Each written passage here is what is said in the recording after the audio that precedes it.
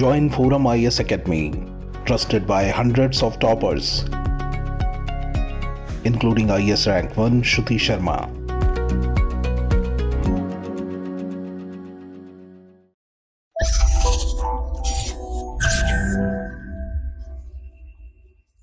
Hello everyone, welcome back to daily the Hindu analysis by forum IAS.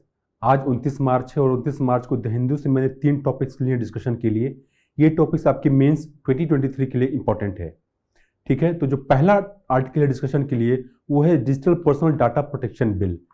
ये bill एक comprehensive legislation है, सभी sectors को रेगुलेट करेगा, बट इंडिया में ऑलरेडी कुछ सेक्टर्स के लिए स्पेसिफिक रेगुलेशंस हैं जहाँ पे डाटा प्रोटेक्शन की बात की गई है। तो उनमें क्या कॉन्फ्लिक्ट्स हो सकते हैं उसके बारे में एनालिसिस करेंगे। और जो दूसरा टॉपिक है वो है अमृतपाल के केस में कि कैसे इंडिया में खालिस्तान मूवमेंट को अलाइव करने के लिए फॉरेन में फोर्सेस काफ़ी ज़्यादा एक्टिव हैं। इंडिया के खुद के पंजाब स्टेट में जितना सपोर्ट नहीं उतना सपोर्ट बाहर में है, और कैसे अमृतपाल ने एक जो लार्जर देन लाइफ इमेज अपना क्रिएट किया था वो बस्ट होने मुश्किल से 1 वीक भी नहीं लगा और वो अभी भगोड़ा घोषित हो गया है। फाइन, उसके बारे में हम एनालिसिस करेंगे। और जो तीसरा टॉपिक है आज का वो है criminalization of politics. Atiq Ahmed को एक किडनैपिंग केस में कल वहां की एमपी एमएलए कोर्ट ने आजीवन कारावास की सजा सुनाया।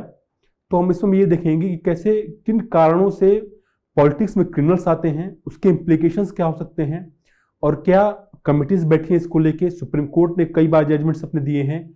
गवर्नमेंट ने क्या एफर्ट किया है कि जो क्रिमिनल्स हैं वो कैसे पॉलिटिक्स में दूर रखा जाए। फाइन, तो और जो भी कंटेंट प्रिपेयर है ये हैंड रिटन फॉर्मेट में है, इसको आप डाउनलोड कर सकते हैं। डिस्क्रिप्शन में फोरम लर्निंग हिंदी का टेलीग्राम चैनल का लिंक दिया हुआ है, उसको आप उस पर आप जाएं, उसको सब्सक्राइब कर लें और डेली इस कंटेंट का आप वहां से डाउनलोड कर सकते हैं, ठीक है। जो पहला टॉपिक है आज का वो है digital personal data protection bill. देखिए, इंडिया की जो डिजिटल इकोनॉमी है एज पर सम रिपोर्ट्स वो 2026 तक $1 ट्रिलियन की होने वाली है, ठीक है। तो बहुत बड़ी इंडिया की डिजिटल इकोनॉमी होने वाली है। डेली बेसिस पे हम और आप एक बड़े अमाउंट में पर्सनल डाटा क्रिएट कर रहे हैं। ये पर्सनल डाटा जो डाटा फ्यूडिशरीज है, जो कंपनी से उनके पास जा रहा है, अब इस डाटा को हैंडल करना, इस पर्सनल डाटा को प्रोटेक्ट करना एक बहुत बड़ा चैलेंज है। तो इसके हैंडलिंग और प्रोटेक्शन को लेके गवर्नमेंट कंसर्न थी। तो गवर्नमेंट ने बनाया जस्टिस श्री कृष्णा कमिटी, ठीक है। इस कमिटी ने 2018 में अपना रिपोर्ट सबमिट किया। इन्होंने पर्सनल डाटा बिल प्रपोज किया, वो बिल पार्लियामेंट में आया। पार्लियामेंट ने उस बिल को भेजा ज्वाइंट पार्लियामेंट्री कमेटी को रिव्यू करने के लिए। ज्वाइंट पार्लियामेंट्री कमेटी ने 2022 में अपने रिकमेंडेशंस दिए जेपीसी ने। इन रिकमेंडेशंस को एकोमोडेट किया गया, तो गवर्नमेंट ने इस रिकमेंडेशंस को एकोमोडेट किया और दोबारा जो बिल इंट्रोड्यूस हुआ है, परहैप्स ये 4-5वां वर्जन है जो पहला बिल आया था उसका। तो अभी जो बिल इंट्रोड्यूस किया गया है वो है digital personal data protection bill. ये जो बिल है ये कॉम्प्रिहेंसिव लेजिस्लेशन है, तमाम सेक्टर्स को रेगुलेट करेगा। लेकिन इंडिया में ऑलरेडी कुछ सेक्टर स्पेसिफिक डाटा प्रोटेक्शन को लेके रेगुलेशंस हैं। फॉर एग्जांपल फाइनेंस सेक्टर के लिए आरबीआई ने कुछ रेगुलेशंस जारी किए हैं। हेल्थ सेक्टर में जो भी पर्सनल डाटा जनरेट हो रहा है उसको रेगुलेट करने के लिए भी कुछ नोटिफिकेशंस हैं। तो कहने का मतलब ये है कि कुछ कॉन्फ्लिक्ट हैं, कुछ ग्रे एरियाज हैं इस कॉम्प्रिहेंसिव लेजिस्लेशन में और सेक्टर स्पेसिफिक रेगुलेशंस में। लेकिन हम उसको डिस्कस करें उससे पहले मैं आपको बता दूं कि अगर आपको इस बिल को एनालाइज करना है क्रिटिकली, तो आप कुछ पॉइंट्स के अलोंग इसको एनालाइज कर सकते हैं। पहला पॉइंट है कॉम्प्रिहेंसिव नोटिस की। देखिए, पहली बात मैं आपको ये समझा दूं कि किसी भी डाटा प्रोटेक्शन रिजीम में 3 मेजर स्टेक होल्डर्स होते हैं। पहला, डाटा प्रिंसिपल, हम और आप जो डेली बेसिस पे पर्सनल डाटा जनरेट कर रहे हैं। दूसरा, डाटा फ्यूडिशरी, जिसको डाटा दिया जा रहा है या फिर जिसके पास डाटा का एक्सेस है। फॉर एग्जांपल, कोई ऐप यूज कर रहे हैं आप फेसबुक यूज कर रहे हैं, तो फेसबुक एक डाटा फ्यूडिशरी है क्योंकि फेसबुक के पास आपके तमाम प्रकार के डाटा हैं। फिर होता है रेगुलेटर। इंडिया में डाटा प्रोटेक्शन बोर्ड की बात की गई है इस बिल में, तो फिर एक तरह से वो भी एक स्टेक होल्डर हो गया। तो 3 मेजर स्टेक होल्डर्स हैं, रेगुलेटर, डाटा प्रिंसिपल और डाटा फिड्यूसरी। जो ये बिल है digital personal data protection bill, इसमें काफी सारे इश्यूज हैं। इससे पहले जो बिल का वर्जन था जो जस्टिस श्री कृष्णा ने रिकमेंड किया था वो काफी अच्छा बिल था। उसके कंपेयर में इसमें काफी सारे प्रोविजंस को डाइल्यूट किया गया है। तो पहली बात है कॉम्प्रिहेंसिव नोटिस। अगर कोई ऐप आपसे 3 टाइप का डाटा मांग रहा है, फॉर एग्जांपल आपसे आपकी कॉन्टैक्ट का डिटेल मांग रहा है, आपका लोकेशन मांग रहा है, कुछ और डाटा आपसे मांग रहा है, तो तीनों के बारे में एक डिटेल में आपसे आपका कंसेंट मांगा जाएगा। आप ये चूज कर सकते हैं कि आप तीनों प्रकार के डाटा पे कंसेंट देना चाह रहे हैं या फिर सिर्फ एक टाइप का डाटा शेयर करना चाह रहे हैं, बाकी को डिनाई करना चाह रहे हैं। तो कॉम्प्रिहेंसिव नोटिस का मतलब ये होता है कि जितने भी टाइप का डाटा आपसे मांगा जा रहा है उसके बारे में आपको डिटेल में आपको बताया जाए कि इस टाइप का डाटा आपसे लिया जा रहा है। ठीक है, तो डिपेंडिंग कि आप कितना आप क्या चाहते हैं, तो आप किसी पर्टिकुलर डाटा के लिए डिनाई कर सकते हैं, किसी पर्टिकुलर डाटा के लिए अलाउ कर सकते हैं। पहली बात, इस बिल में कॉम्प्रिहेंसिव नोटिस को लेकर ज्यादा डिटेल में बात नहीं की गई है। ठीक है, दूसरी बात यह है राइट्स। आपका जो पर्सनल डाटा किसी पर्टिकुलर कंपनी के पास है, फॉर एग्जांपल फेसबुक के पास है, तो आपके पास ये अधिकार होना चाहिए कि आपका जो पर्सनल डाटा है उस डाटा को आप चेंज कर सकते हैं। ठीक है, चेंज कर सकते हैं, उसको आप डिलीट कर सकते हैं। ठीक है, या फिर कुछ समय के लिए आप उसको सस्पेंड कर सकते हैं कि इतने आने वाले 5 साल के लिए मेरा कोई डाटा इस्तेमाल ना करे। फिर है कि नॉन कंसेंट बेस्ड प्रोसेसिंग। कई बार ऐसा होता है कि जो स्टेट होता है उसको रिक्वायरमेंट होती है इस डाटा को प्रोसेस करने के लिए, may be for security reasons, may be for welfare purpose. तो जरूरी यह है कि जो नॉन कंसेंट बेस्ड प्रोसेसिंग है डाटा का, वो लिमिटेड सर्कमस्टांसेस में हो। ठीक है, ऐसा ना हो कि एक जनरल अथॉरिटी दे दी गई है गवर्नमेंट को कि आप without taking consent of the data principal आप डाटा को प्रोसेस कर रहे हैं। ठीक है, तो लिमिटेड सर्कमस्टांसेस में ही जो non consent based processing data का वो होना चाहिए। ये बात हुई जो डाटा प्रिंसिपल है उसके अधिकारों के बारे में कि ये अधिकार आपके पास होने चाहिए। दूसरी बात है कि जो डाटा फिड्यूसरी है उसके ऊपर क्या ऑब्लिगेशंस होने चाहिए। किसी भी अच्छे डाटा प्रोटेक्शन रेजिम में जो डाटा प्रिंसिपल होता है उसको काफी ज्यादा अधिकार होते हैं, और जो डाटा फिड्यूसरी होता है उसके ऊपर ऑब्लिगेशंस होते हैं, लिमिटेशंस होते हैं। पहला जो लिमिटेशन होता है वो होता है कलेक्शन लिमिटेशन। कलेक्शन लिमिटेशन मतलब ये होता है कि जो डाटा फिड्यूसरी है, जो उसका पर्पस है, जो उसका कोर कॉम्पिटेंसी है, उसी को लेकर वो डाटा एक्सेस के लिए डिमांड करे, आपसे रिक्वेस्ट करे। फॉर एग्जांपल एक फोटो फिल्टरिंग ऐप है आपके मोबाइल में, हो सकता है कोई ऐप हो। ठीक है, फोटो फिल्टरिंग ऐप है, ये आपसे आपका जो गैलरी है उसका डिमांड कर सकता है कि उस गैलरी का आप रिक्वेस्ट कर सकता है कि गैलरी का आप एक्सेस दें। ठीक है, तो फोटो फिल्टरिंग ऐप आपके गैलरी का एक्सेस मांग सकता है, लेकिन आप देखते हैं कि जब भी आप कोई भी ऐप डाउनलोड करते हैं तो सभी ऐप ऑलमोस्ट आपके कॉन्टैक्ट डिटेल्स का एक्सेस मांगते हैं, आपके लोकेशन का एक्सेस मांगते हैं। तो फोटो फिल्टरिंग ऐप का काम फोटो फिल्टर करना है। गैलरी का एक्सेस मांगना समझ में आता है, लेकिन लोकेशन का एक्सेस मांगना समझ में नहीं आता है। तो कहने का मतलब यह है कि कलेक्शन लिमिटेशन होना चाहिए, जितनी आवश्यकता है उतना ही रिक्वेस्ट किया जाए डाटा के लिए। दूसरा लिमिटेशन है पर्पस लिमिटेशन। आपने अगर ये कहा है, कोई अगर फोटो फिल्टरिंग ऐप है, अगर फोटो फिल्टरिंग ऐप ये कह रहा है कि जो डाटा आपसे लिया गया है इस पर्पस के लिए लिया गया है, उसी पर्पस के लिए वो इस्तेमाल हो, मींस कि उस डाटा की जो प्रोसेसिंग है उसी पर्पस के लिए उसको प्रोसेस किया जाए, किसी और पर्पस के लिए ना किया जाए। तीसरी बात स्टोरेज लिमिटेशन, कि आपसे जो भी डाटा इकट्ठा किया जा रहा है किसी पर्टिकुलर टाइम पीरियड के लिए उसको स्टोर किया जाए।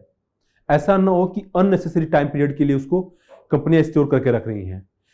इसको बोलते हैं, जो तीनों लिमिटेशंस हैं इनको बोलते हैं डाटा मिनिमाइजेशन। काफी इंपॉर्टेंट टर्म है, इसको आप यूज कर सकते हैं। ठीक है, डाटा मिनिमाइजेशन।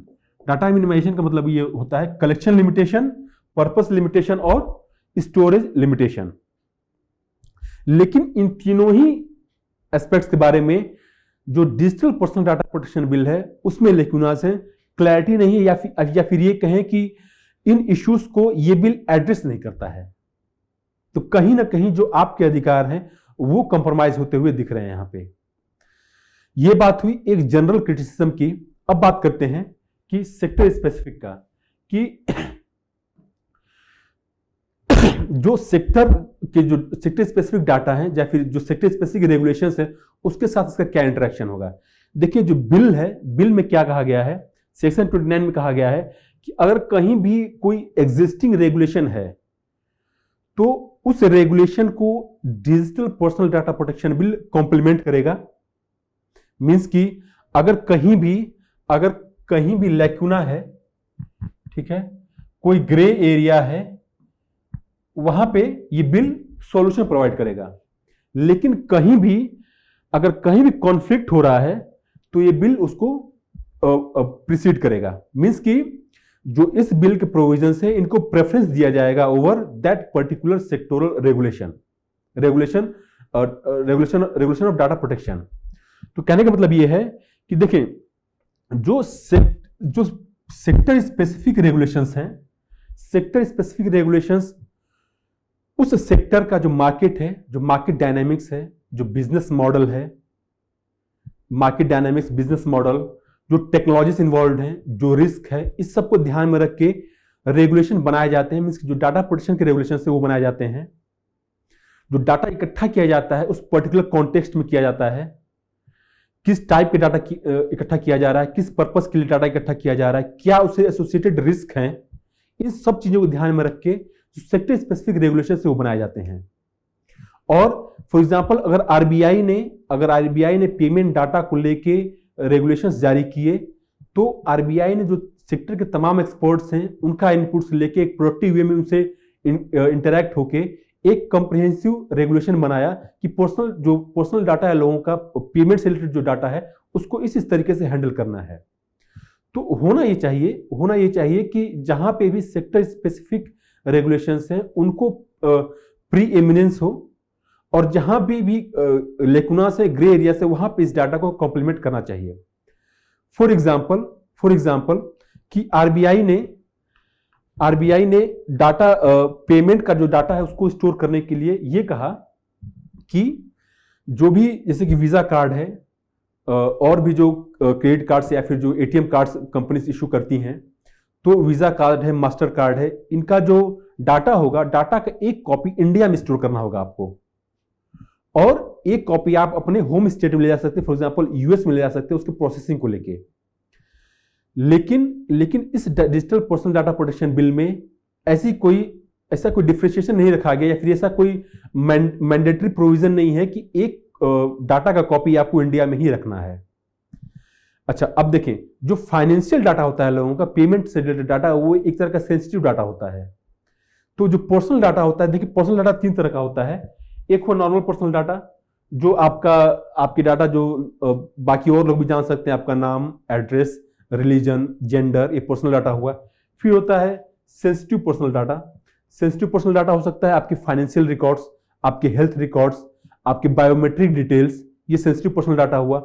फिर होता है क्रिटिकल पर्सनल डाटा, मींस कि ये नेशनल सिक्योरिटी से रिलेटेड है। फॉर एग्जांपल कोई आर्म फोर्सेस में डिप्लॉयड है तो कहां डिप्लॉयड है वो, ये हुआ क्रिटिकल पर्सनल डाटा। तो आप देखें, अगर आरबीआई ने कुछ रेगुलेशन जारी किए हैं, अगर हेल्थ डिपार्टमेंट ने कुछ रेगुलेशन जारी किए हुए हैं, तो ये ध्यान में रख के जारी किया है कि ये जो डाटा है ये एक सेंसिटिव डाटा है।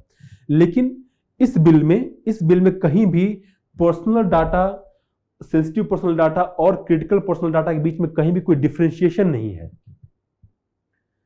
ठीक है, तो ये कुछ इश्यूज हैं, और इसको हम अभी कंपेयर करेंगे कैसे और भी कॉम्प्रिहेंसिव रेगुलेशंस कहां है, और भी कहां सेक्टोरल रेगुलेशंस है, उनमें क्या इश्यूज है, और कैसे जो इंडिया का जो बिल है वो कैसे उनसे कंपेयर होता है, क्या इसका कह सकते हैं कि कैसे परफॉर्म करता है। अगर देखें कि जैसे इंडिया में गवर्नमेंट ने लाया है digital personal data protection bill, इसी तरह से ये कॉम्प्रिहेंसिव लेजिस्लेशन है। इसी तरीके से यूरोप में जनरल डाटा प्रोटेक्शन रेगुलेशन आया है, ये भी एक कॉम्प्रिहेंसिव रेगुलेशन है। इसमें again European data protection board की बात की गई है। ठीक है, तो ये कॉम्प्रिहेंसिव लेजिस्लेशन है। लेकिन इसमें जो कुछ इंडस्ट्रीज हैं, for example health, education, social media, in industry से रिलेटेड कुछ स्पेसिफिक रेगुलेशंस हैं इसमें। और अब देखें, एक तो सभी सेक्टर्स को रेगुलेट करता है, और कुछ स्पेसिफिक सेक्टर्स के लिए इसमें कुछ स्पेसिफिक रूल्स बनाए गए हैं। और अगर कहीं भी जो प्रोविजंस हैं उनके इंटरप्रिटेशन में कहीं कुछ फर्क होता है, तो जो यूरोपियन डाटा प्रोटेक्शन बोर्ड है ये फाइनल इंटरप्रिटेशन ये देगा। इसी तरीके से अगर आप यूएस में जाएं तो यूएस में सेक्टर स्पेसिफिक रेगुलेशंस हैं। फॉर एग्जांपल हेल्थ सेक्टर के लिए health insurance portability and accountability act है। उसी तरीके से जीएलबी एक्ट है फाइनेंशियल सेक्टर को रेगुलेट करने के लिए। तो हालांकि ये जो रेगुलेशन है ये बहुत आइडियल रेगुलेशन नहीं है, क्योंकि यहाँ पे कई सारे इनकंसिस्टेंसीज है, ओवरलैपिंग है, कोई सेंट्रल अथॉरिटी नहीं है रेगुलेट करने के लिए। तो कहने का मतलब ये है कि हमारा जो digital personal data protection bill है इसको हम कंपेयर कर सकते हैं यूरोप के जीडीपीआर से और यूएस के सेक्टर स्पेसिफिक रेगुलेशंस से। तो हम यहाँ पे ये देखेंगे कि देखिए जो इंडिया में आरबीआई ने डायरेक्टिव दिया है on payment of storage data, ठीक है। नेशनल हेल्थ अथॉरिटी ने जो रेगुलेशन लाया है वो है health data and management policy, जो भी हेल्थ से रिलेटेड डाटा उसको स्टोर करने के लिए, उसको हैंडल करने के लिए। तो यहां पे ऑब्जेक्टिव हमारा ये है कि ये जो रेगुलेशन है इनका नेग्लेक्ट नहीं होना चाहिए। क्यों? एक रीजन और है कि जो बिल में बात की गई है डाटा प्रोटेक्शन बोर्ड की, ठीक है, डाटा प्रोटेक्शन बोर्ड की, ये एक ग्रीवेंस एजेंसी है, रेगुलेटरी अथॉरिटी नहीं है। ये फर्क है रेगुलेटरी अथॉरिटी में और ग्रीवेंस एजेंसी में। अगर डाटा प्रोटेक्शन बोर्ड एक ग्रीवेंस एजेंसी है तो आप यहां पे अगर आपका डाटा कोई अनऑथराइज्ड वे में एक्सेस किया है या फिर जो आपके राइट्स का मिसयूज किया गया है तो आप डाटा प्रोटेक्शन बोर्ड के पास जा सकते हैं अपनी शिकायत लेके, और फिर उसका जो भी रिड्रेसल है वो ये बोर्ड करेगा। ये रेगुलेटर नहीं है। रेगुलेटर अब क्यों नहीं है? क्योंकि गवर्नमेंट सबसे बड़ा डाटा फिड्यूसरी है, गवर्नमेंट के पास सबसे ज्यादा लोगों का डाटा है। आप आधार का डाटा ले लें, कास्ट सेंसस से रिलेटेड डाटा ले लें, तमाम वेलफेयर स्कीम से उनका डाटा गवर्नमेंट के पास है। तो कहने का मतलब ये है कि अगर ये डाटा रेगुलेटर होता तो ये गवर्नमेंट के ऊपर बैठता, गवर्नमेंट को डायरेक्टिव्स इशू करता, लेकिन सिर्फ ये ग्रीवेंस एजेंसी है और इसमें भी जो अपॉइंटमेंट्स होने हैं वो गवर्नमेंट खुद करेगी। तो कहीं ना कहीं एक प्रिंसिपल ऑफ नेचुरल जस्टिस को लेकर बीच में इश्यूज हैं। कहने का मतलब यहाँ पे ये है कि जो digital personal data protection bill है ये कॉम्प्रिहेंसिव लेजिस्लेशन है और ये सेक्टर स्पेसिफिक रेगुलेशंस हैं। ऐसा नहीं होना चाहिए कि जो ये रेगुलेशंस हैं इनको कंप्लीटली नेग्लेक्ट कर दिया जाए, ठीक है। और जो डेविएशन होगा जो कॉम्प्रिहेंसिव लेजिस्लेशन को इंप्लीमेंट करने से, तो इनको जो ऑपरेशंस इन सेक्टर्स को इनको अपने ऑपरेशंस एडजस्ट करने पड़ेंगे।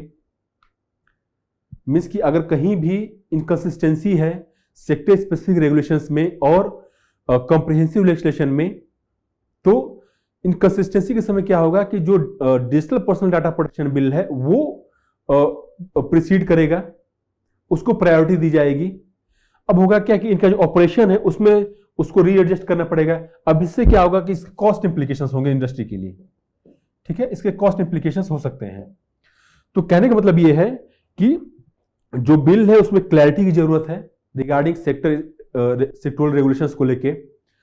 तो यहां पे जरूरत यह है कि जो ये कॉम्प्रिहेंसिव लेजिस्लेशन है डीपीडीपी बिल, ये एक प्लेटफॉर्म की तरह काम करे, एक तरह की गाइड की तरह काम करे और जो भी सेक्टर स्पेसिफिक रेगुलेशंस है उसके ऊपर वो डेवलप हो। मींस कि एक मिनिमम फ्रेमवर्क तैयार करके दे digital personal data protection bill, और हर सेक्टर का जो अपना स्पेसिफिक रिक्वायरमेंट है उसके हिसाब से वो सेक्टर अपना रेगुलेट करे। अगर हेल्थ डाटा है, हेल्थ सेंसिटिव पर्सनल डाटा है, तो अगर नेशनल हेल्थ अथॉरिटी ये कह रहा है कि ये जो डाटा है ये इंडिया में स्टोर होना चाहिए, इंडिया में प्रोसेस होना चाहिए, तो इंडिया में ही होना चाहिए। लेकिन जो ये बिल है digital personal data protection bill, ये ऐसा कुछ डिस्टिंक्शन नहीं क्रिएट करता है। इसका मतलब ये है कि जो सेंसिटिव पर्सनल डाटा है, जो हेल्थ रिकॉर्ड्स हैं लोगों के, वो बाहर जा सकते हैं, बाहर जाके प्रोसेसिंग हो सकती है, उसको कॉमर्शियलाइज किया सकता है, ठीक है। तो एक तरह का कोऑर्डिनेशन और कोऑपरेशन की जरूरत है कॉम्प्रिहेंसिव लेजिस्लेशन में और सेक्टर स्पेसिफिक रेगुलेशंस के बीच में। ये था हमारा discussion digital personal data protection bill को लेके। जो दूसरा टॉपिक है आज का वो है पंजाब का जो इश्यू है अभी खालिस्तान और अमृतपाल को लेके। देखें, पंजाब में हमेशा से पिछले लगभग 50 साल से पाकिस्तान ने काफी कोशिश की है कि पंजाब एक सेंसिटिव स्टेट है, एक बॉर्डर स्टेट है, कैसे इंडिया से उसको अलग कर दिया जाए, उसको एक अलग नेशन बना दिया जाए। खासकर जब 1971 की वॉर में पाकिस्तान जब बांग्लादेश अलग हो गया, ईस्ट पाकिस्तान जब अलग हो गया वेस्ट पाकिस्तान से, तब से पाकिस्तान के मन में चिढ़ है कि इनफैक्ट इंडिया का उसमें सबसे बड़ा रोल था ईस्ट पाकिस्तान को अलग करने में। तब से पाकिस्तान को ये चिढ़ है और पाकिस्तान हमेशा ये कोशिश करता रहा है कि कुछ किसी न किसी तरीके से या तो कश्मीर को अलग कर दें या फिर पंजाब को अलग कर दें, लेकिन अभी तक वो सक्सेसफुल नहीं हो पाया है। सक्सेसफुल भले ही नहीं हो पाया है, लेकिन उसने हमेशा से कोशिश आज भी जारी है। क्योंकि आप देखें कि जब अमृतपाल के अगेंस्ट पुलिस ने एक्शन लिया है, तो जो प्रोटेस्ट हो रहे हैं वो लंदन, यूएस, कनाडा में हो रहे हैं, इंडिया के पंजाब स्टेट में उतने नहीं हो रहे हैं। तो कहने का मतलब ये है कि जो फ्रिंज एलिमेंट्स हैं, जो इस तरह के खालिस्तानी सिंपथाइजर्स हैं, जो एक्सट्रीमिस्ट एलिमेंट्स हैं, उनको हमेशा एक फेस चाहिए जो इंडिया के पंजाब स्टेट में रहे, यहाँ के लोगों से इंटरेक्ट करे, यहाँ के लोगों का सिंपैथी गेन करे, ग्राउंड पे रहे, ग्राउंड लीडर बन के रहे एक तरह का, और जिसको तैयार किया जा सके या फिर जिसको खालिस्तान मूवमेंट के साथ जोड़ा जा सके। तो ये जो अमृतपाल सिंह है, अमृतपाल सिंह 10 साल तक ये दुबई में था। ठीक है, 10 साल तक ये दुबई में था और अचानक से अगस्त के महीने में इंडिया आया और एक तरह का खालिस्तान को लेके इसने मूवमेंट शुरू किया। उतना एग्रेसिव मूवमेंट तो नहीं था, लेकिन जिस तरह से ये अपने इंटरव्यूज दे रहा था, स्पीचेस दे रहा था, एग्रेसिव बिहेवियर था इसका, तो कहीं ना कहीं खालिस्तान मूवमेंट को दोबारा से जगाने की कोशिश की जा रही थी।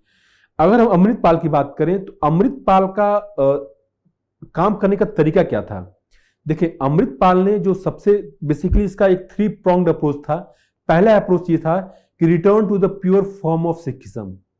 देखिए, खालिस्तान की जो डिमांड है, ये एक रिलीजियस ग्राउंड पे है कि जो सिख है, Sikhism is a different religion, एक अलग धर्म है वो, और धर्म के आधार पर एक अलग स्टेट बनना चाहिए।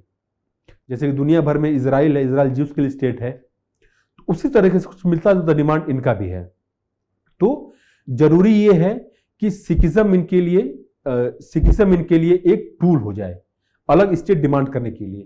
तो return to pure form of Sikhism आप सबको सिखा रहे हैं कि जो प्योर सिख होता है वो कैसे होता है। आप सबको प्यूरिफाई कर रहे हैं। अगर आप प्यूरिफाई कर रहे हैं तो जो लोग जो अलग अलग धर्मों से, अलग अलग कम्युनिटी के लोग मिलजुल के रह रहे हैं, तो कहीं ना कहीं उनमें एक फर्क पैदा करने की कोशिश की जाएगी। अगर कोई अपने आप को प्योर समझेगा तो जो बाकी इंसान लोग होंगे वो इम्प्योर होंगे, तो डिफरेंस होगा प्योर वर्सेस इम्प्योर के बीच में। तो जो प्योर होगा वो ज्यादा कॉन्फिडेंट होगा।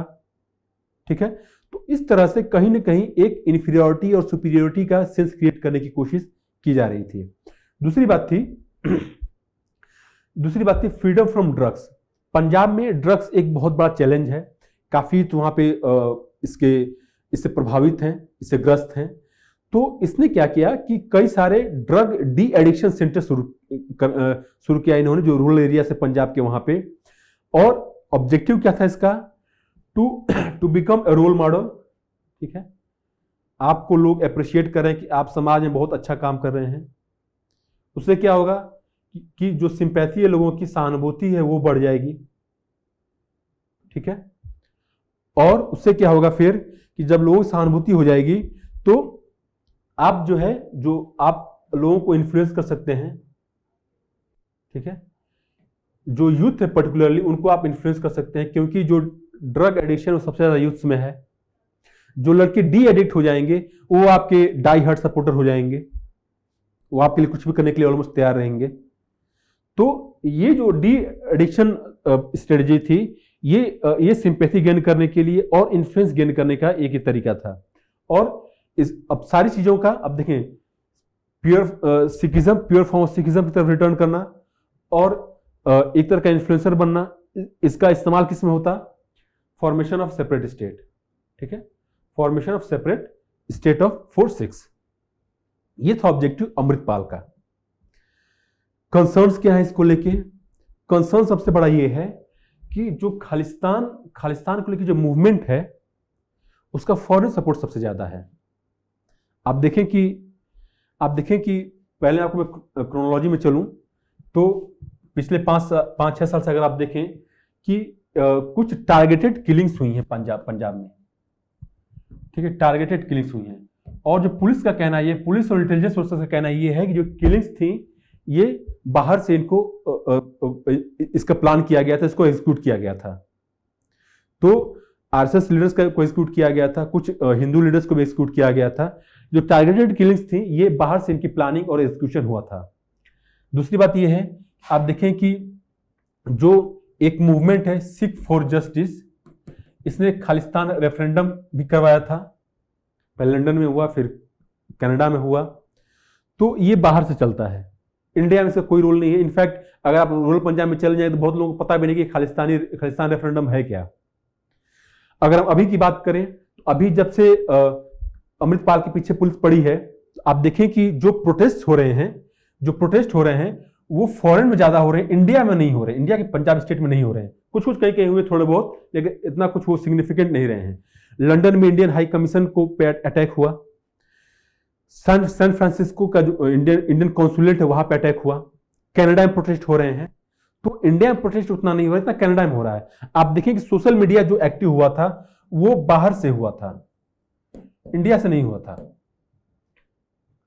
तो कहने का मतलब यह है कि जो सेपरेटिस्ट एलिमेंट्स हैं, जो खालिस्तानी सिंपैथाइजर्स हैं, वो फॉरेन में ज्यादा है, इंडिया में कम है।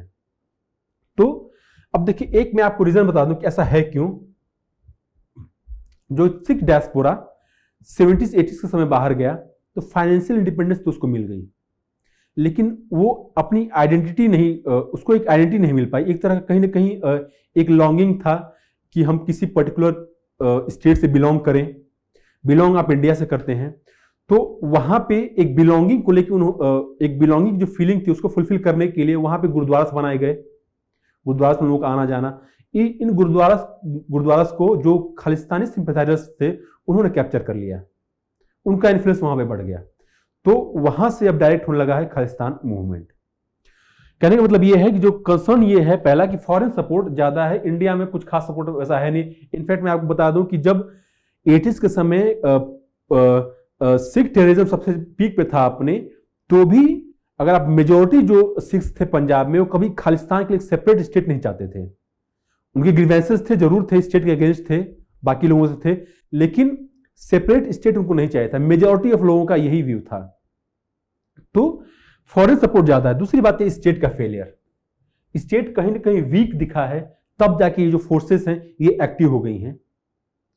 तो आम आदमी पार्टी का पंजाब में आना, तो वहां की जो डोमिनेंट पॉलिटिकल पार्टीज थी वो वीक हुई, तो एक जो वॉइड क्रिएट हुआ, उस वॉइड को भरने के लिए ये एलिमेंट्स अब एक्टिव हो गए हैं। एक आपको नाम मैं बता दूं, समरनजीत सिंह मान, ये अमृतपाल से एमपी हैं। ये एक हार्ड कोर खालिस्तानी है, हमेशा खालिस्तानी मूवमेंट से सिंपैथी रखते हैं। तो जब ये अमृतसर से चुनाव जीता ये आदमी, तो जो खालिस्तानी सिंपैथाइजर्स थे सभी, उनको ये समझ में आ गया कि नहीं, खालिस्तान मूवमेंट को दोबारा एक्टिव किया सकता है। दूसरी बात ये है कि लॉ एंड ऑर्डर का चैलेंज, ठीक है, law and order, Ajnala police station का आप इंसिडेंट देख लें, कैसे वहां पे जबरदस्ती जिसको अरेस्ट किया गया था उसको अमृतपाल और उसके सपोर्टर्स ने जबरदस्ती वहां से लेके चले गए। अब देखें कि यहां पे कहीं ना कहीं जो पुलिस की प्रोफिशिएंसी है उस पर सवाल उठा है कि पुलिस का जो कह सकते हैं कि एक कॉम्पिटेंसी पे सवाल उठा है कि कैसे इतना पुलिस होने के बावजूद भी अभी तक उसको अरेस्ट नहीं किया सका। क्या ये इंटेलिजेंस फेलियर था? ठीक है, क्या ये इंटेल फेलियर था? तो जो स्टेट का भी, स्टेट की कैपेसिटी में भी, स्टेट के कॉम्पिटेंस में भी यहाँ पे कहीं ना कहीं सवाल उठ रहे हैं। फिर है कि पाकिस्तान में, पंजाब में भी, जैसे मैंने आपको बताया कि जो कंजर्वेटिव एलिमेंट्स हैं पॉलिटिक्स में या फिर रिलीजियस कंजर्वेटिव एलिमेंट्स हैं, उनका सपोर्ट इनको मिल रहा है। और सबसे बड़ा कंसर्न ये भी है कि आज भी जो स्लीपर सेल्स हैं वो एक्टिव हैं पंजाब में या फिर और भी अदर स्टेट्स में। स्लीपर सेल्स जो खालिस्तान मूवमेंट को लेकर स्लीपर सेल्स, उनकी बात कर रहा हूं मैं। स्लीपर सेल्स का मतलब ये होता है कि जो प्रो मिलिटेंट एलिमेंट्स होते हैं, प्रो मिलिटेंट एलिमेंट्स, ये डायरेक्टली इन्वॉल्व नहीं होते हैं, ये किसी भी वायलेंस में डायरेक्टली इन्वॉल्व नहीं होते हैं, लेकिन ये एक तरह का इंतजाम होता है मूवमेंट को लेके कि जो मूवमेंट में एक्टिवली लोग इन्वॉल्व हैं उनको लॉजिस्टिकल सपोर्ट दिया जाए, अगर उनके पीछे पुलिस पड़ी है तो उनको एस्केप करने में मदद की जाए। तो कहने का मतलब यह है कि अच्छा, जो भी drugs, arms, weapons, explosives Pakistan से आते हैं या फिर और भी कई जगह से इकट्ठा किया जाता है, उनका जो रिस्पॉन्सिबिलिटी होता है वो स्लीपर सेल्स का होता है। ये लोग जितना भी लॉजिस्टिकल रिक्वायरमेंट है किसी मूवमेंट को लेके, उसका ये ध्यान रखते हैं। तो कंसर्न दो सबसे बड़ा है। पहला जो सबसे बड़ा कंसर्न है, देखें, अगर स्टेट का फेलियर है तो आज नहीं कल अमृतपाल पकड़ा ही जाएगा, या तो पकड़ा जाएगा या फिर इनकाउंटर हो जाएगा, या तो इंडिया पकड़ा जाए या तो कहीं इंडिया से बाहर चला जाए। तो स्टेट फेलियर तो ओवर टाइम थोड़े दिन में ठीक हो जाएगा, लेकिन जो फॉरेन सपोर्ट है ये एक चैलेंज इंडिया के लिए। चैलेंज ये भी है कि अगर यूके में सिंपैथाइजर्स से सपोर्टर्स हैं, कनाडा में है, तो हमारे जो बायलैटरल टर्म्स है वो कैसे हैं? क्या यूके अलाउ करता है खालिस्तान रेफरेंडम टाइप का इनिशिएटिव लंदन में? क्या कनाडा अलाउ करता है? क्या इंडियन गवर्नमेंट इन्फ्लुएंस नहीं कर सकती वहां की गवर्नमेंट को? फिर सबसे बड़ा चैलेंज है प्रेजेंस ऑफ स्लीपर सेल्स। तो ये दो सबसे बड़ा चैलेंज है जहां तक खालिस्तान मूवमेंट की बात है। अब देखें कि जैसे जैसे पिछले एक साल में खालिस्तान मूवमेंट को लेकर, हालांकि एक ग्राउंड पे इसके लिए कोई सपोर्ट नहीं था, जितना मीडिया ने एक लार्जर देन लाइफ अमृतपाल का इमेज क्रिएट किया था, इसको कहते थे भिंडरावाला 2.0। तो जिस तरह का भिंडरावाला से कंपेयर किया जाता था और ये बार बार डर जताया था कि पंजाब दोबारा 1980s के समय में जा सकता है, तो कहीं ना कहीं एक अनक्रिटिकल और सेंसेशनल मीडिया का काम था इस तरह का माहौल पैदा करना। लेकिन ऐसा नहीं था, ग्राउंड पे इनका सपोर्ट नहीं था। इन्होंने जरूर कुछ वायलेंस किया था, जो खालिस्तानी लोग हैं इन्होंने कुछ वायलेंस जरूर किया था। पहला वायलेंस हुआ था, ये देखिए मोहाली में 2021 में कुछ ग्रेनेड्स फायर किए गए थे, रॉकेट प्रोपेल्ड ग्रेनेड्स फायर किए गए थे। एक वहां की जो पंजाब पुलिस का इंटेलिजेंस विंग है मोहाली में, उसके ऊपर फायर किया गया था ये। फिर अगेन पटियाला में प्रो खालिस्तान और एंटी खालिस्तान ग्रुप्स में वायलेंस हुआ था, क्लैश हुआ था। धर्मशाला में, जहां पे हिमाचल प्रदेश का लेजिस्लेटिव असेंबली है, उस असेंबली के वॉल्स पे खालिस्तानी फ्लैग लगाए गए थे। इनफैक्ट आप देखें कि जब फार्म प्रोटेस्ट हो रहे थे दिल्ली में, तो कैसे लाल किले के पास जो खालिस्तानी फ्लैग है उसको अनफ्लोर किया गया था। कहने का मतलब ये है कि कुछ कुछ छिटपुट एक्टिविटीज इधर उधर देखने को मिल रही थी कि जो जैसे जैसे पंजाब स्टेट में एक पॉलिटिकल वॉइड क्रिएट हो गया है कि वहां पे कांग्रेस वीक हो गई है, जो शिरोमणि अकाली दल है वहां का जो एक प्रोमिनेंट पॉलिटिकल फोर्स था वो अभी वीक हो गया है। तो कैसे जो स्पेस है, इस स्पेस को फिल कर रहे हैं जो खालिस्तानी सिंपैथाइजर्स हैं या फिर प्रो खालिस्तानी एलिमेंट्स है, वो इस स्पेस को फिल करने की कोशिश कर रहे हैं। लेकिन ऐसा नहीं है कि सब कुछ नेगेटिव हो रहा है पंजाब में। अगर आप एक क्रिटिकल एनालिसिस करें आज के डेट में जो पंजाब की सिचुएशन है, तो आपको समझ में आ जाएगा। पहली बात यह है कि जो अमृतपाल ने इमेज क्रिएट किया था वो बस्ट हो गया। हालांकि इसके जो कुछ एक्टिविटीज थे, उन एक्टिविटीज के चलते भी जो स्पिरिचुअल लोग थे, जो रिलीजियस पर्सन्स थे, उनके बीच में कहीं ना कहीं तरह का एलिनेशन हुआ है, मोहभंग हुआ है।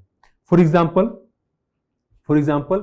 कि इसने अजनाला में जब अपने सपोर्टर को वहां से छुड़वाया, तो ये लेके गया था पालकी में जो गुरु ग्रंथ साहिब है उनको रख के, एक तरह से गुरु ग्रंथ साहिब का इस्तेमाल करके प्रोटेस्ट करना।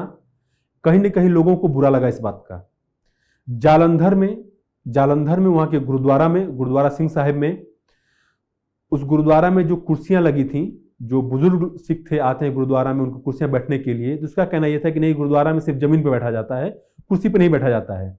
तो वहां की जो कुर्सियां थी इसने और इसके सिंपैथाइजर्स ने जला दिया, तो वो भी लोगों को पसंद नहीं आया। तो इसके कुछ जो बिहेवियर्स थे, एटीट्यूड्स थे, वो भी लोगों को पसंद नहीं आ रहा था। तो कहने का मतलब ये है कि अपने आप को कम समय में इस तरह से ज्यादा फैलाने की इसने कोशिश की कि लोगों का इस तरह से एक मोहभंग हो गया। पहली बात।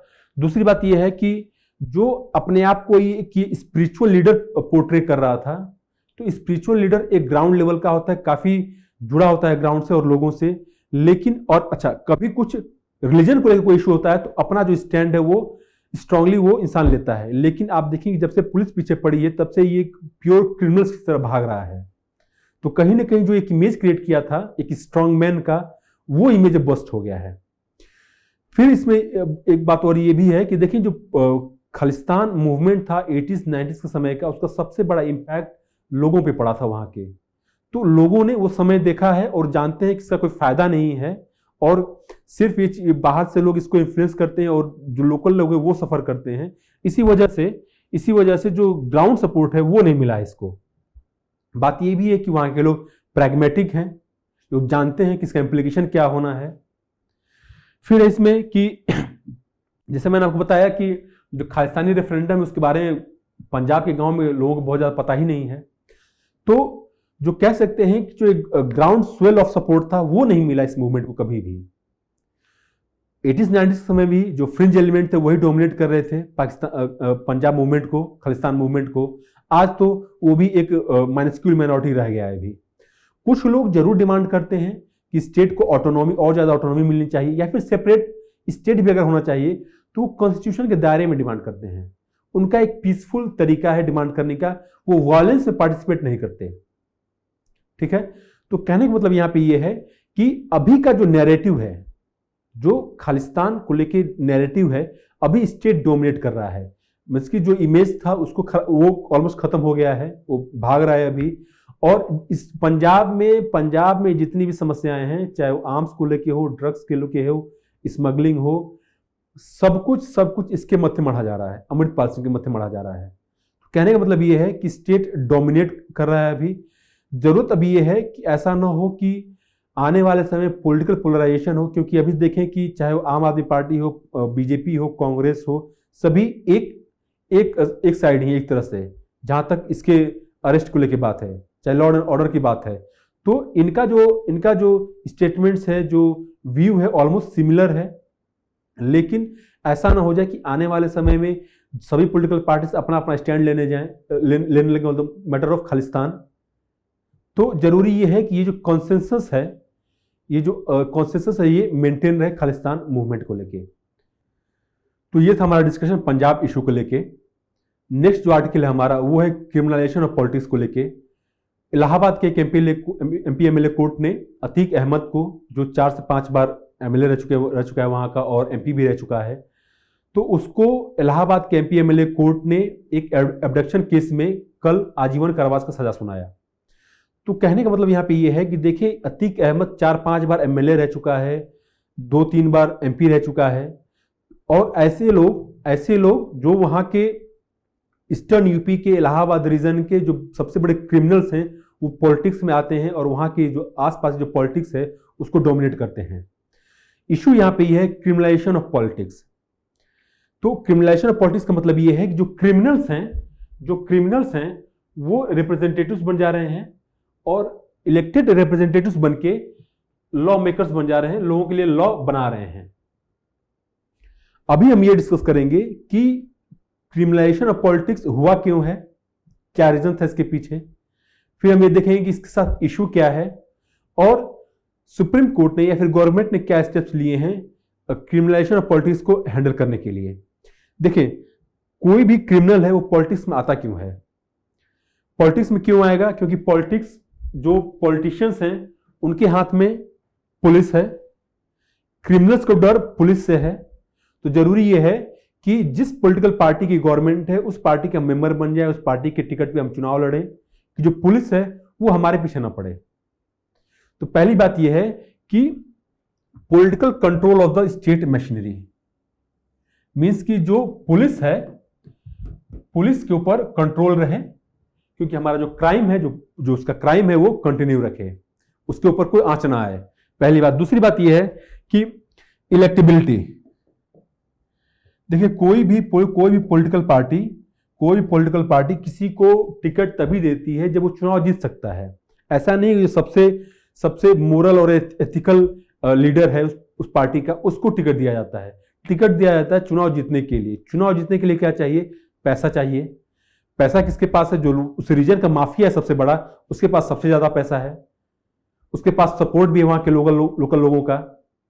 तो ऐसे लोगों को टिकट दिया जाता है चुनाव जीतने के लिए। तो जो भी पॉलिटिकल पार्टी स्टेट असेंबली में या पार्लियामेंट में अपना नंबर बढ़ाना चाहती है वो ऐसे लोगों को टिकट देती है। जो तीसरा रीजन है वो है वोट बैंक पॉलिटिक्स। जो क्रिमिनल पॉलिटिशियंस होते हैं इनके पास एक बहुत बड़ा वोट बैंक भी होता है। ये अपनी कम्युनिटी के वोट बैंक को इन्फ्लुएंस कर सकते हैं, सिर्फ अपने ही सीट पे नहीं, आसपास के सीट पे भी। तो भले ही कम्युनिटी कहीं और फ्रेगमेंटेड हो, लेकिन इनका जहां इन्फ्लुएंस रहेगा वहां पे कम्युनिटी के यूनाइट करके रखते हैं और इन्फ्लुएंस करते हैं उनके वोटिंग बिहेवियर को, और ये डिसाइड करते हैं कि कौन सी पॉलिटिकल पार्टी इस रीजन में चुनाव जीतेगी या फिर हारेगी। तो तीसरा रीजन है वोट बैंक पॉलिटिक्स। फिर रीजन है कि हमारा लीगल सिस्टम में कहीं ना कहीं लूप होल्स है, क्योंकि जो representation of the people act है 1951 का, वो उसमें कहीं ऐसा प्रावधान नहीं है कि जो जिनके ऊपर सीरियस क्रिमिनल चार्जेस हैं, लाइक किडनैपिंग का, मर्डर का, एक्सटॉर्शन, क्राइम अगेंस्ट वीमेन, कि अगर जिनके ऊपर इतने सीरियस चार्जेस हों उनको चुनाव ही न लड़ने दिया जाए, ऐसा कोई प्रोविजन नहीं है आरपीए 1951 में। और इससे क्या हो जाता है कि ये बेल पे होते हैं या फिर जेल में होते हैं, इनको अभी ये सजायाफ्ता नहीं हुए होते हैं, तो भी चुनाव लड़ सकते हैं। तो ये कुछ लूप होल्स हैं हमारे लीगल सिस्टम में भी, और लीगल सिस्टम में लूप होल्स हैं। पॉलिटिकल पार्टीज के ऊपर भी जिम्मेदारी है, इनफैक्ट सबसे बड़ी जिम्मेदारी पॉलिटिकल पार्टीज के ऊपर है, क्योंकि वही टिकट देके इनको चुनाव लड़ाती हैं या फिर पॉलिटिक्स में लाती हैं। अब इससे इशू क्या है, अगर कोई भी क्रिमिनल इलेक्टेड रिप्रेजेंटेटिव बन जाता है, वो कल को लॉ बनाता है, जो सबसे ज्यादा कानून तोड़ने वाला है वो अब लॉ बना रहा है, तो उसका क्या इंप्लीकेशन हो सकता है। फॉर एग्जाम्पल अतीक अहमद के ऊपर 250 क्रिमिनल केसेस थे। ऐसा कोई लॉ बुक में, क्राइम लॉ बुक में ऐसा कोई केस नहीं था जो अतीक अहमद के ऊपर नहीं था, लेकिन अतीक अहमद पार्लियामेंट में बैठता था, स्टेट असेंबली में बैठता था कानून बनाने के लिए। तो जो क्रिमिनल है जब कानून बनाने लगे वो, तो इसका क्या इंप्लीकेशन हो सकता है। सबसे बड़ा इंप्लीकेशन होगा कि ये एक लीडर हो गया है, ये एक पॉलिटिकल लीडर हो गया है। देखें, जो लीडर्स होते हैं वो कहीं ना कहीं एक तरह का रोल मॉडल का रोल प्ले करते हैं, ठीक है, ये रोल मॉडल का रोल प्ले करते हैं। तो क्या आप एज्यूम कर सकते हैं कि एक क्रिमिनल एक रोल मॉडल हो जाए लोगों के लिए। It is almost A travesty of politics या फिर ट्रेवेस्टी ऑफ डेमोक्रेसी, पहली बात। दूसरी बात यह है कि जो डेमोक्रेटिक सिस्टम है उसके फंक्शनिंग के लिए सीरियस थ्रेट होते हैं। देखिए, कोई भी क्रिमिनल पॉलिटिशियन क्या करता है, उस वहां का जो लोकल एडमिनिस्ट्रेशन है उसके हाथ पांव तोड़ के बिल्कुल उसको पंगु बना देगा, सारा कंट्रोल अपने हाथ में ले लेगा, और उस एडमिनिस्ट्रेशन के जो भी डिसीजन है उसको इन्फ्लुएंस करेगा, और जो उसके सपोर्टर्स हैं उनको जो मेजर बेनिफिट्स है वो मिलेंगे। फॉर एग्जाम्पल, किसी का इलेक्ट्रिसिटी का बिल है, लेट से 50,000 रुपए का, ठीक है, 50,000 रुपए का बिल है, लोग जाएंगे इसके जो क्रिमिनल पॉलिटिशियन उसके पास, ये उसका सपोर्टर हैं, ठीक है, तो अब ये वहां से फोन ऑन करके जुगाड़ लगा के इनका जो बिल है माफ करवा देगा या फिर कम करवा देगा। कहने का मतलब ये है कि इवेंचुअली लॉस स्टेट को हो रहा है, और ये लोग जो है पूरा वहां जो एडमिनिस्ट्रेशन है उसको कंट्रोल करके, उसको इन्फ्लुएंस करके अपने लोगों को ज्यादा फायदा पहुंचाने की कोशिश करते हैं। दूसरी बात थी। तीसरी बात यह है कि जो भी लॉ अबैडिंग सिटीजन्स हैं, जो लॉ को फॉलो करते हैं, प्रॉपर तरीके से टैक्स पे करते हैं, सारे कानून के नियमों का पालन करते हैं, उनके लिए सबसे बड़ा चैलेंज है, कहीं ना कहीं उनके लिए एक डीमोरलाइजिंग होता है ये, ठीक है, कि अगर कोई बिजली का बिल टाइम से पे कर रहा है और कोई बिजली का बिल अपना माफ करवा ले रहा है इनका इन्फ्लुएंस का इस्तेमाल करके, तो जो लॉ अबाइडिंग सिटीजन्स है उनके लिए एक ही डीमोरलाइजिंग इसका इंपैक्ट होता है। फिर है कि जो ब्यूरोक्रेसी है, क्रिमिनलाइजेशन ऑफ पॉलिटिक्स सबसे बड़ा चैलेंज है ब्यूरोक्रेसी के लिए, क्योंकि जब ब्यूरोक्रेट्स जब क्रिमिनल पॉलिटिशियंस के कंट्रोल में काम करने लगते हैं तो वहां पे करप्शन आ जाता है। जो इस तरह के पॉलिटिशियंस हैं वो पूरा सिस्टम को अपने फेवर में ऑपरेट करने देते हैं, तो जो काफ़ी प्रेशर होता है ब्यूरोक्रेट्स के ऊपर कि उनके फेवर में जो भी वो काम है वो करें, उसके फेवर में डिसीजंस लें। जरूरी ये हो जाता है, अब यहाँ पे ये हो जाएगा कि अगर ब्यूरोक्रेट्स इनके इन्फ्लुएंस में काम करेंगे तो जो करप्शन है, करप्शन को जो अभी तक रेजिस्ट करता आया है वो अब रेजिस्ट नहीं करेगा। तो आप देख सकते हैं कि अगर ब्यूरोक्रेट्स क्रिमिनल पॉलिटिशियंस कंट्रोल में काम करेंगे तो वहां पे गुड गवर्नेंस सफर करेगा, ठीक है, और होगा क्या कि वहां पे जो करप्शन का प्रेवलेंस है वो सबसे ज्यादा हो जाएगा। तो यूपी में बहुत सारे क्रिमिनल पॉलिटिशियंस है और यूपी में सबसे ज्यादा करप्शन भी रहा है। अब तो क्रिमिनल पॉलिटिशियन उतने नहीं, उतना उनका इन्फ्लुएंस नहीं है, लेकिन एक समय था आज से 10 साल 15 साल पहले कि पूरा इनका एक छत्र राज चलता था, और जितने ज्यादा क्रिमिनल पॉलिटिशियंस रहेंगे उतना ही ज्यादा स्टेट में करप्शन रहेगा और ब्यूरोक्रेसी उतनी ही वीक होगी। तो सबसे बड़ा चैलेंज है ब्यूरोक्रेसी के लिए, और इसी रीजन से जो करप्शन है वो बढ़ता जाता है। अब देखें कि अभी तक जुडिशरी ने या गवर्नमेंट ने क्या स्टेप्स लिए हैं इस तरह के टेंडेंसी को कम करने के लिए, फिर रोकने के लिए। गवर्नमेंट ने, देखिए ये जो क्रिमिनलाइजेशन ऑफ पॉलिटिक्स है ये शुरू हो गया था 1970 से, 1970 से, ठीक है, और 1980s में काफी ज्यादा हो गया था। तो जब से इंडिया में रीजनल पार्टी स्ट्रांग होने लगी, उससे पहले क्या था, 60s 50s 70s समय क्या था कि जो क्रिमिनल्स थे वो सपोर्ट करते थे पॉलिटिशियंस को अपना पैसे से या फिर वोट बैंक से, लेकिन इनको ये लगा कि अगर हम पॉलिटिशियन को सपोर्ट कर सकते हैं तो खुद क्यों नहीं चुनाव लड़ के जीत सकते। तो वही हुआ कि ये खुद पॉलिटिक्स बनाना शुरू हो गए। जब से एक तरह से कह सकते हैं कि जो डोमिनेंट पार्टी सिस्टम था उसमें फ्रेगमेंटेशन हुआ, तमाम रीजनल पॉलिटिकल पार्टीज एक्टिव हो गई, तब से इनको और ज्यादा समय मिलने लगा, और ज्यादा स्पेस मिलने लगा ऑपरेट करने के लिए, पॉलिटिक्स में आने के लिए रीजनल पॉलिटिकल पार्टीज इनको टिकट देने लगी। तो गवर्नमेंट ने अर्ली 90s में कमिटी बैठाया, वोहरा कमिटी, ठीक है, वोहरा कमिटी। वोहरा कमिटी ने अपने रिकमेंडेशंस 1993 में दिए, और वोहरा कमिटी ने कहा कि जो लोकल पॉलिटिशियन है, वहां के जो गैंग्स हैं उनके लीडर बन जा रहे हों, और वहां का जो लोकल पॉलिटिक्स से जो लोकल इलेक्शंस हो रहे हैं उसमें पार्टिसिपेट कर रहे हैं। फॉर एग्जांपल पंचायत इलेक्शंस हुए, वार्ड मेंबर्स के इलेक्शंस हुए, उसमें जीत रहे हैं चुनाव, उसके बाद वो एमएलए का चुनाव लड़ रहे हैं और पार्लियामेंट में भी आ जा रहे हैं। तो ऐसा कुछ कंसर्न जताया वोहरा कमिटी ने। उसके बाद सुप्रीम कोर्ट ने कई सारे डिसीजंस अपने दिए हैं क्रिमिनलाइजेशन ऑफ पॉलिटिक्स को कंट्रोल करने के लिए। सुप्रीम कोर्ट ने 2001 की बात है, ठीक है, 2001 में सुप्रीम कोर्ट ने कहा the nation continues to wait and is losing patience. 2002 में सुप्रीम कोर्ट ने कहा कि जो कैंडिडेट्स चुनाव लड़ने जा रहे हैं उनको अपना फाइनेंशियल रिकॉर्ड और क्रिमिनल रिकॉर्ड दोनों पब्लिक करना होगा। मींस कि जो इलेक्शन कमीशन को उनको अपना फाइनेंशियल रिकॉर्ड और क्रिमिनल रिकॉर्ड दोनों सबमिट करना होगा, प्रोवाइड करना होगा।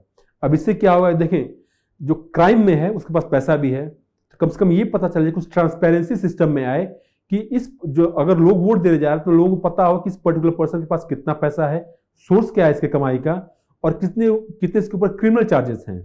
तो जो अच्छे वोटर्स हैं, जो एथिकल वोटर्स हैं, वो लोग इनको कभी वोट नहीं देंगे। तो कहने का मतलब ये है यहाँ पे कि यहाँ पे इन्फॉर्म्ड चॉइस की बात हो रही है, ठीक है, कि अगर सिस्टम में कुछ ट्रांसपेरेंसी आए, इलेक्टोरल सिस्टम में कुछ ट्रांसपेरेंसी आए, तो लोग सोच समझ के अपना डिसीजन लें कि हम क्रिमिनल को इलेक्ट कर रहे हैं कि कोई एथिकल पॉलिटिशियन है उसको इलेक्ट कर रहे हैं, पहली बात। फिर 2005 में सुप्रीम कोर्ट ने कहा कि जो सिटिंग एमपी एमएलएज हैं, अगर उनको 2 साल से ज्यादा सजा हुआ तो उनको डिस्क्वालीफाई कर दिया जाएगा। और 2013 में लिली थॉमस केस में सुप्रीम कोर्ट ने कहा कि जो डिस्क्वालिफिकेशन होगा वो इमीडिएट होगा। पहले 3 महीने का गैप मिलता था, 3 महीने का गैप मिलता था कि उसके बाद डिस्क्वालिफिकेशन एक्शन में आता था, लेकिन अब इमीडिएट होने लगा, ठीक है।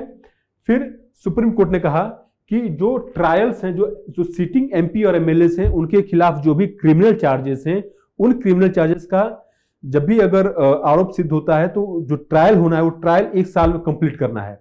डे टू डे कोर्ट को बैठना पड़ेगा और ट्रायल कंप्लीट करना पड़ेगा, 1 साल के अंदर इसको कंप्लीट होना है, ऐसा कहा सुप्रीम कोर्ट ने। इसी को ध्यान में रखते हुए गवर्नमेंट ने 2017 में फास्ट ट्रैक कोर्ट्स बनाए। ये सिर्फ जो सिटिंग एमपी एमएलए हैं उनको ट्राई करने के लिए गवर्नमेंट ने 12 कोर्ट्स बनाए। तो आप देख सकते हैं कि जो एक इश्यू है क्रिमिनल जस्टिस सिस्टम का, कि कैसे कोई क्राइम करके और 15 साल 20 साल तक उसको कोई सजा नहीं हुई, क्योंकि अतीक अहमद को जो सजा हुआ है ये 15 साल बाद हुआ है। तो चैलेंज ये है, जरूरी ये है अब कि जो क्रिमिनल जस्टिस सिस्टम है उसको प्रॉपर तरीके से रिफॉर्म किया जाए, कि अगर कोई भी क्राइम करता है तो उसका जो जस्टिस है उसको बहुत जल्द से जल्द मिले। अगर उसने ऐसा काम नहीं किया तो उसको बरी कर दिया जाए, लेकिन अगर वो क्राइम में इन्वॉल्व रहा है तो उसको जो है तत्काल प्रभाव, उसके ऊपर कुछ तत्काल प्रभाव से एक्शन लिए जाए, ठीक है। फिर है कि फिर जो सबसे बड़ा चैलेंज है इंडिया में, कि जो क्राइम, अपराध, पैसा और मसल पावर, इनके बीच में जो नेक्सस है उसको खत्म किया जाए। जो पॉलिटिकल पार्टीज, हमेशा आप देखें कि जो लोकल स्ट्रॉन्गमैन है उसको टिकट दिया जाता है कि उसके पास मसल पावर भी है, उसके पास पैसा भी है और क्राइम में है ही। तो ये जो पॉलिटिक्स का और क्राइम का नेक्सस है इसको खत्म करने की जरूरत है। फिर है कि इलेक्शन कमीशन स्ट्रॉन्ग स्टेप्स ले सकता है, या फिर आप ये कहें कि जो रेलेवेंट लॉज हैं, आरपीए है, the representation of the people act है उसको अमेंड किया जाए। फॉर एग्जाम्पल ऐसा हो सकता है कि जो भी जिसको बेल नहीं मिला है, जो जेल में है भी अभी बेल नहीं मिला है उसको, वो चुनाव न लड़ पाए, या फिर जिसके ऊपर सीरियस क्रिमिनल चार्जेस है लाइक किडनैपिंग का, एक्सटॉर्शन का, rape, murder, crime against human, ऐसे जिसके ऊपर भी एलिगेशंस हैं उसको चुनाव न लड़ने दिया जाए। ऐसा कुछ अमेंडमेंट किया जाए 1951 में, आरपीए 1951 में। दूसरी बात यह है कि एक जो भी पॉलिटिकल पार्टीज है उनके बीच में कुछ कंसेंसस हो कि ऐसे लोगों को वो टिकट दे ही ना। सबसे जरूरी यह है कि जो political parties, actually political parties ने ही इनको पॉलिटिक्स में लाया है, क्रिमिनल्स को, तो जरूरी यह है कि अब दोबारा से कंसेंसस हो कि ऐसे लोगों को चुनाव न होने दिया जाए। क्योंकि अभी ऑलमोस्ट 5000 केसेस अभी पेंडिंग हैं क्रिमिनल पॉलिटिशियंस के अगेंस्ट, यानी जो सिटिंग एमपी एमएलए से उनके अगेंस्ट में। ठीक है, तो इंडिया की अगर डेमोक्रेसी को अगर इंडिया में डेमोक्रेसी इंडिया का एक स्ट्रेंथ है, तो लार्जेस्ट डेमोक्रेसी होना स्ट्रेंथ नहीं है। एक हम आइडियल डेमोक्रेसी हो कि ग्लोबल कंट्रीज के लिए, तमाम कंट्रीज के लिए एक रोल मॉडल हम हो। ठीक है, तो यहां पे अगर रोल मॉडल बनना है, एक स्ट्रांग डेमोक्रेसी बनना है, जो फाउंडेशंस एंड डेमोक्रेटिक इंस्टीट्यूशंस के उनको स्ट्रांग रखना है, तो जरूरी यह है कि जो पॉलिटिक्स है वो क्राइम से फ्री रहे।